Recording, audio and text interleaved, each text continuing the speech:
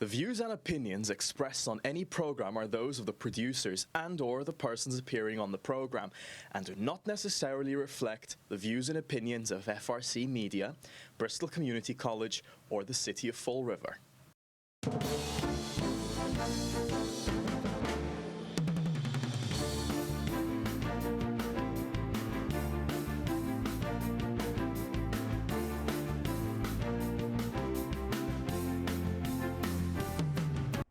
Good evening. Welcome to another edition of Table Topics. And if you're watching this show any other day than a Wednesday, it's probably a repeat. And come back the following week for our next show. Well done. Welcome. Well done. Well done. Yeah. That probably will take me twice the time to do that. So that meant that on that case we have 29 minutes and 30 seconds still to do the fill, show. Right? To fill. Wow. Okay. Cool. Oh cool. Boy. So very good. Last week we could make it here to do our show, but we're back again for another show. Coming the next couple of weeks, we don't know for sure what's going to happen. John probably will going to have to cover up for me, yeah. Because I will be in a place that he will hate to be. I know. Now that it's here, I know. I kind of figured, the beginning. What is it? May 10th? Is that what? I actually remember the date, but yeah, I didn't. It's so hard with me with my dog. Is like my kid, so it's hard to, hard to leave. I have animals too, but we pay somebody to stay with them, so we're comfortable leaving them. Yeah, no, you have a decent person. I just don't have anybody that. Well, you have your daughter that will take care of your dog. Well, she works all day. You know what I mean? Yeah. Like when it's not the summer, she works, so it's kind of, he's used to me being home with him all the time. He's spoiled, Yeah. So he tells me when to take a break when I'm working. It's like, really? I just took one like maybe 2 hours ago. Yeah. Gotta bring them out, So they definitely part of our lives, and and they didn't ask for, but we have to do what they want, unfortunately. Yeah. Fortunately, and mine's it's unbelievable. Yeah. When I come back from Portugal, I have to check with my place in New Hampshire, and I'm going to have to take my dog with me this time. My wife is like, "Oh, let's take the dog this time." I say, "Okay." Do they let you do that there? Oh, good, because a lot of places don't let you do it. Yeah. Cool. If not, I will put the place for sale. There you go. So, we're back in this last 2 weeks. A lot happened, and I have something to show you before we start talking about local stuff and probably national stuff. You're gonna rub it in? I'm gonna rub it in. No, okay. It's because when we talk about the Azores, especially the Azores, a lot of people has this wrong idea that it's a small place. Yeah. It's people that actually, if they want to go somewhere, if they want to do something good in life, they have to get out of there. And it's not actually true, because they do have everything that we have here. Yeah. Everything from big supermarkets to music. They got a mall. They got a huge mall, nice waterfront, and nice waterfront that we love to talk about and to sit on. But when we go into music, they have schools. They have very good schools of music there, and they too can put a very good production. Matter of fact, right now in Hop the Page, which was when I came here, one and probably still one of the poorest villages in the island. Yeah. They have a movie. They were doing a movie there now. Cool. And it's a village now. They program it village. What city is it part of? That's Hop the Page. Okay. That's still Ponta Delgada. Okay. All right. Okay. Still Ponta Delgada. Okay. It's just like we have neighborhoods here. Yeah. It's the same thing. Yeah. It's very.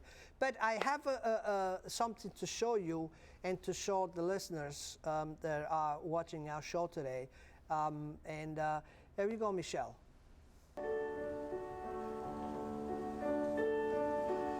Think of me fondly when we said goodbye. Sob a direção musical de Marco Torre, 62 artistas subiram ao palco do Coliseu Miquelense para uma autêntica viagem pela obra Fantasma da Ópera. Um tributo aos grandes êxitos de teatro musical de Andrew Lloyd Webber.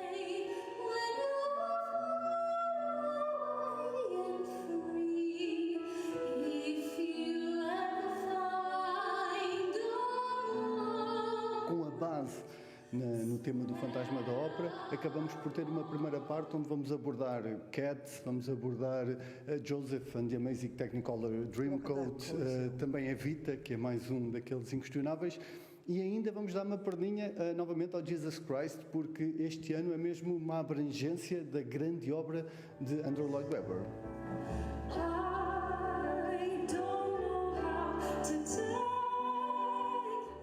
Um elenco com nomes nacionais e regionais deu voz a este espetáculo.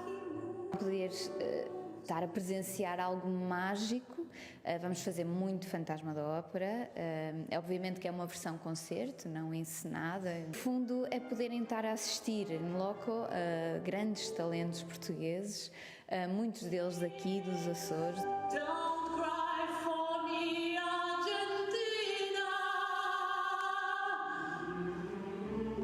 Concerto que começou a ser preparado há muito individualmente e com 3 dias de ensaios em conjunto. O convite surgiu de parte da banda, que eu tive logo todo o prazer em aceitar o desafio. A Sofia fez musicais nos sítios mais conhecidos no mundo, com as pessoas, trabalhou diretamente com Andrew Lloyd Webber e chega a Ponta Delgada com uma simplicidade, com uma humildade. Depois é muito fácil também quando há uma abertura de espírito de parte de todos, estamos todos a remar para o mesmo lado e toda a gente com muita vontade que isto seja realmente muito especial.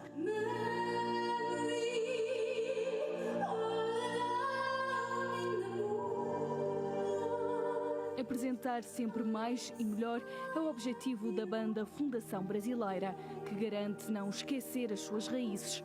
São uma banda filarmónica que gosta de inovar.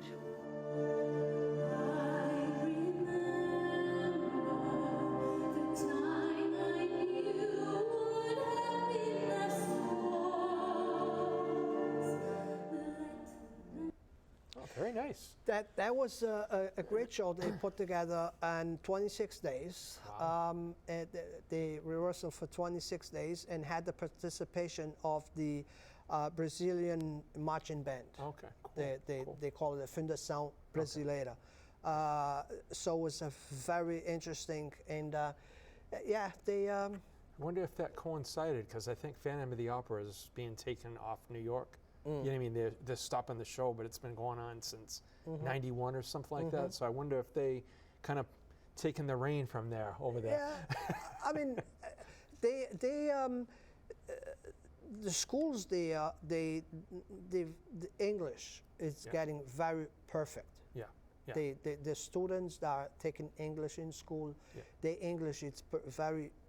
Yeah, they're perfect. That's what we were talking about. They have American accents. And they they don't have the Boston accent. No, but I mean American, because I know the Brits go there, but they probably have more Americans than British that go there. Yeah, so that's I mean every band there, every club you go, it was American music. Back then, when I was there 30 years ago, to 40 years ago, was always, when I got here, I knew all the music because that's what we used to hear there, you know. Okay.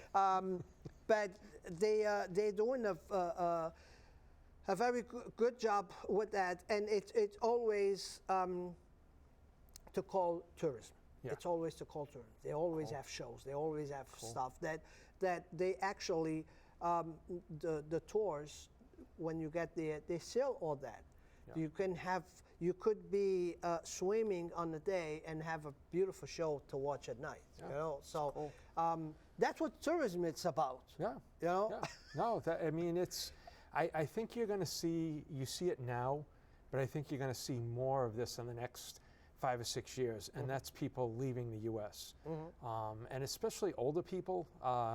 I've see a lot of videos on this that people that have actually made YouTube channels, and they're telling you what it's like to live in Ecuador, what it's like to live in Mexico, and basically they're doing this. Most of the people that leave the country because they can't afford to live here anymore, and you can live in Ecuador or Mexico for half the price.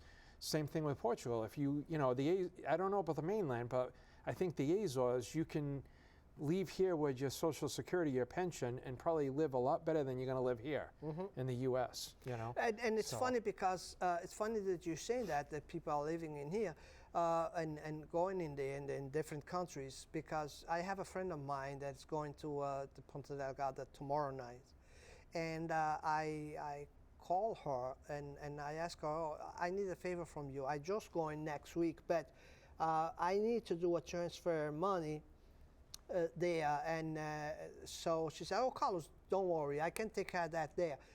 Matter of fact, this time I'm bringing a lot of cash because I'm looking to do some business there. Oh, wow. So I think she's looking for properties there. Okay. So she's going to invest some money there. But she's back and forth. Yeah. You know, she's back and forth. Even last night, oh no, the night before, Sunday night, I was looking through Era, the company that has houses for sale there, and you can have a beautiful house for $120,000. Yeah. You know, Yeah. it's like beautiful. Yeah. You know, Yeah. and that's what I mean. It's expensive. You see, maybe because this is a lot of the, I don't really watch TV. I watch a lot of different things that are going on, and even families have left the U.S. You know what I mean, because of the cost of living is just tremendous now. I mean, personally, I think we went to the grocery store, 2 people, me and my wife, and we spent $192. And I'm like, we didn't even get any meat. Yeah. So when people, especially when they retire, their income is probably cut to a quarter, they can't afford to keep up with the cost of living. So I totally understand why that's happening. Yeah. And I believe we're going to see more of that.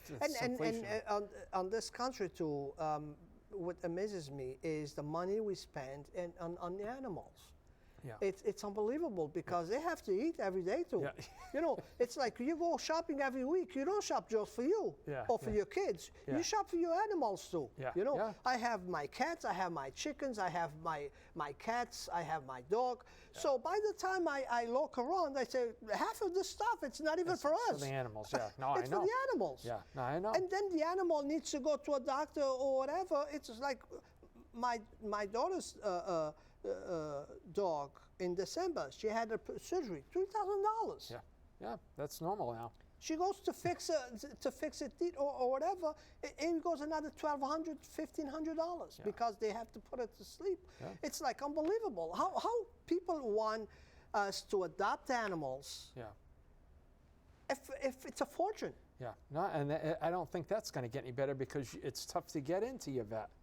I go to a vet now in Fairhaven because the vet I had in Fall River couldn't see my dog anymore. They were just totally full, so I had to find somewhere else to go. And it's 20 minutes away, but still, that's how backlogged these places are. Yeah, it's crazy. So, and it's not going to. Yeah, I agree with you. It's not going to get. It's not going to get any. I think better. really with any place you're at, what keeps you on not wanting you to leave an area is if you don't have if you have family there. Family is a big magnet.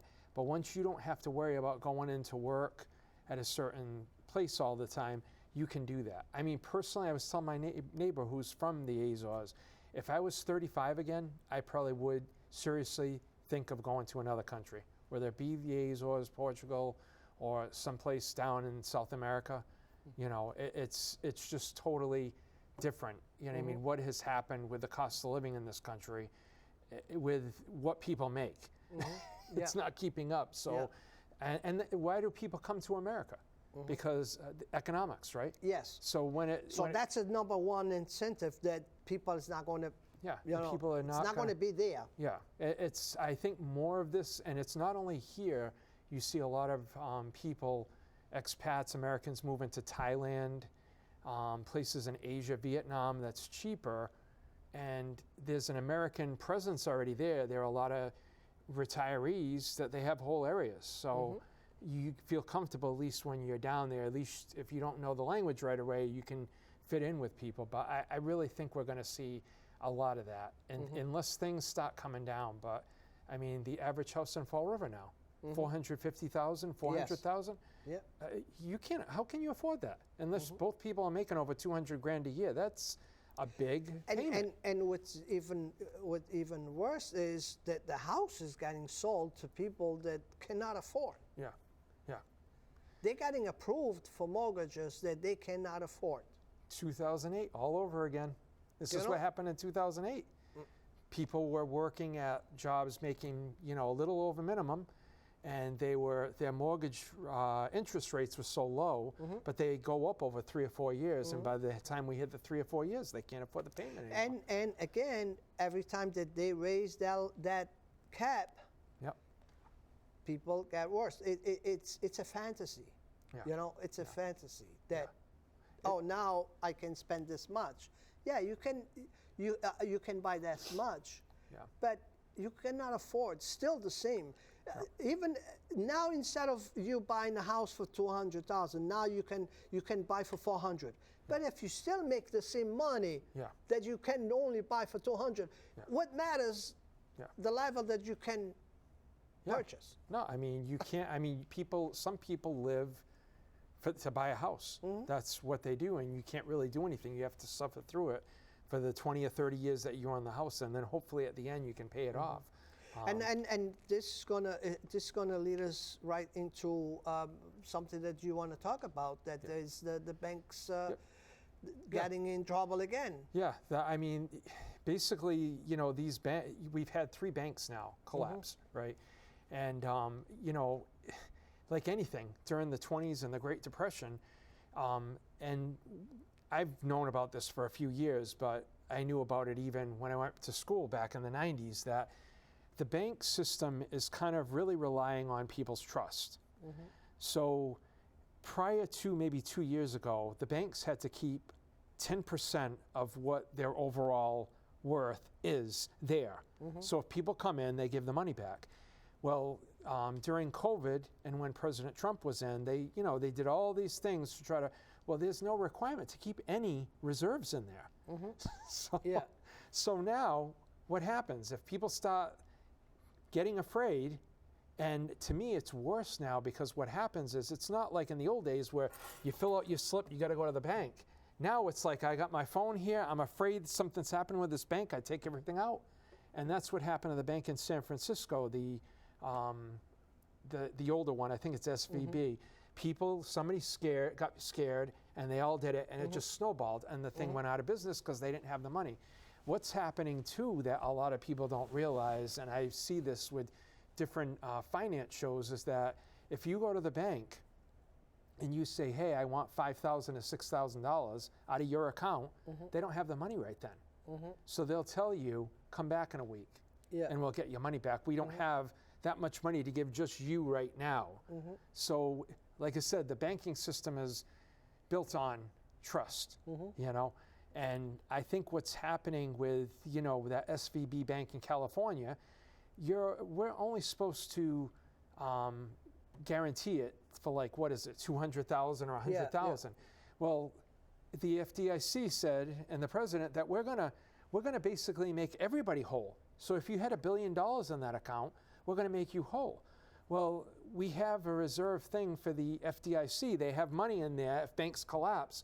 But if you're given billions of dollars out, where's the money when the 10th bank has an issue? I think that the banks is getting in trouble now because people are not saving. People don't have savings like they used to, And the savings is the money that the bank puts out in loans. You know, it's like I have 10,000 there, you have 100,000. So when somebody comes for a loan for $1,000, that's the money that they have in reserve that they're going to be using. They're not counting with the government to back them up for loans and stuff. So what I'm seeing right now is people are not saving. And big mistake these people do is they have the savings set up in a way that they can transfer just on the phone to their checking.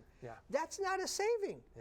That, if you're going to make 2 transfers from your savings to your checking account to pay a $10 bill, a $10, that's not your savings, that's your checking. Doesn't matter how you call it, it's not.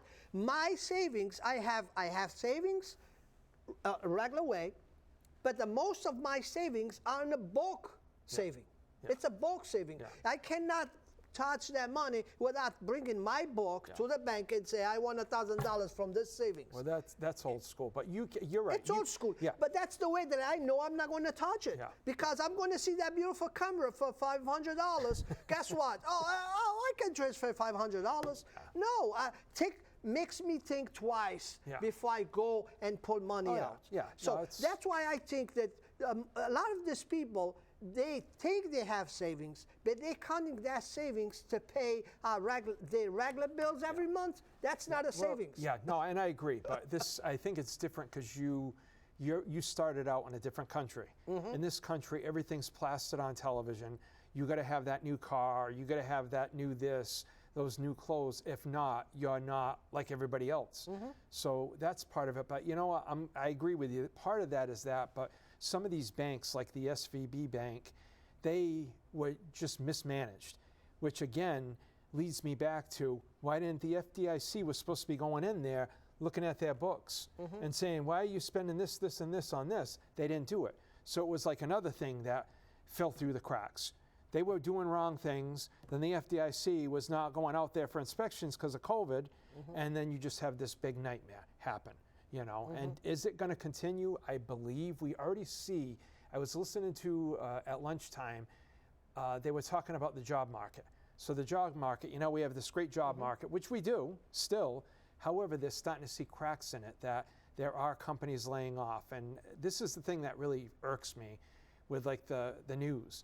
You'll hear like Disney just laid off 10,000 people. This but you don't hear, you'll hear it for a second, and then it's like one station that plays it. Nobody else plays it. So people are kind of not really seeing what's happening out there. So when the job market goes down, people can't find work. What happens? It makes it even worse. So I'm hoping, I mean, this is nothing new. We went through this in 08. If anything, you know, if we have something similar to what happened in 08, then things will calm down. Prices will go down, like on houses and different things. And hopefully, you know, it'll change. But I hope that we don't go into the same thing, that we're going to print money to build them out. Well, because we're not resolving the problem. We're just kicking the can down the road. This is where you're going to find, and this is another thing I saw on the news, is we have the debt ceiling coming up that we're going to run out of money June 1st. And it's funny because they ran out of money probably about 2 months ago. What happens is they take the federal 401k, they have this number amount that the employees put in, but the government matched it. So they use that money to hold off. You know what I mean? They usually will say, we ran out of money here, but the country is doing what the city of Fall River does every year. Yeah, well, basically they're going to give the money back. They always do, but you never know. So I think they ran out of money back in January. You know, that they're just borrowing off this, you know, account kind of thing. So, but I, you know, what I don't. I was here, I listened to the press conference today. I listened to all these things, and they were talking about the press secretary that said the Republicans approved the debt ceiling increase 3 times during the last administration. And I'm like, I get it, totally get it. But what they're trying to do is they're trying to come up with conceptions. And one of the things was all the COVID money that hasn't been used by all these places, we're taking it back. If you haven't used it yet, it's going back to the feds. You know what I mean? This administration doesn't want to do that. And when you look at the budget, I was listening at a budget hearing that Janet Yellen was at, and she basically was talking about the budget that they want this year. Well, eventually, by 2030, our deficit will be $50 trillion, not 30, because of all the spending. So you got to look at like bringing in the spending, because according to Janet Yellen, we've got such a big economy, it can do that. But why would we put all this money on a credit card because you can afford it? I can afford this right now. Here, buy everything you want. Why would we do that? So they're both the same, but I agree that the administration has to agree to cut some spending. Yeah. The COVID years, whether it between whoever Trump had and to Biden, collect money from the COVID, Yeah. Should already had should have spent collected, spend it, and whatever. send it back. You know what I mean? But they got to look at, now that we're out of this, to look at curbing the spending. We can't, like you said, printing money. That's all they're doing. Yeah. And we can't do that anymore, because if we get into a bad economy, it's going to be a problem. And I just see that if we don't start changing our way, I can see a lot of older people leaving. And like with any other country, a lot of rich people are going to leave because they're going to go, why am I going to stay here? Especially if they want to go after them. I mean, it's not my fault that that I have a good brain and I did good with my business. I run my business good. So guess what? I'm making money, yes, because I run my business the way I want, the correct way. Now you want me to give it away? But Massachusetts to did people that, right? that the people voted don't even want to work for me? Yeah. Well, the people that voted that millionaire tax in Massachusetts, like $1 million, I know is a lot of money, but it's really not a lot of money. Yeah. Especially if that's your business and just your inventory. So I agree with you. Somebody that worked like a dog, came, and did what they were supposed to do, we penalize them. They would be like, I'm out of here. Anybody with means eventually will leave. And when they try to do that, that's when a lot of Fall River business move even to China and to Portugal, because they start giving them a lot of bills that they're not supposed to, or they could not afford. So, and I think we're done for another show. We will be back next week, and if I would not be here, John would be here. Very good. See you guys next week. Good night.